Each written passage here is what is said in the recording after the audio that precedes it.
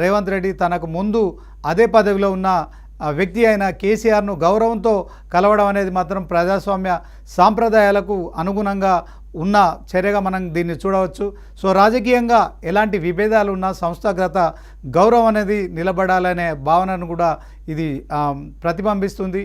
ఇది ఒక రాజకీయ సంస్కృతిని గుర్తు చేసే ప్రయత్నంగా కూడా చెప్పవచ్చు. ఇదే క్రమంలో ఇక ఈ కలయిక పరిపాలనా స్థిరత్వం గురించిన సందేశాన్ని కూడా ప్రజలకు పంపిందని చెప్పడంలో ఎలాంటి సందేహం లేదు. సాధారణంగా అధికారం మార్పు జరిగినప్పుడు ప్రతీకార రాజకీయాలు, గత పాలకులపై కక్ష సాధింపు చర్యలు ఉంటాయనే భావన ప్రజల్లో ఉంటుంది. అయితే ఈ సంఘటన ద్వారా మాత్రం కొత్త కాంగ్రెస్ ప్రభుత్వం మాత్రం సంఘర్షణాత్మక రాజకీయాల కంటే పరిపాలనపైనే దృష్టి పెడుతుందనే సంకేతం ఇచ్చిందని చెప్పుకోవచ్చు.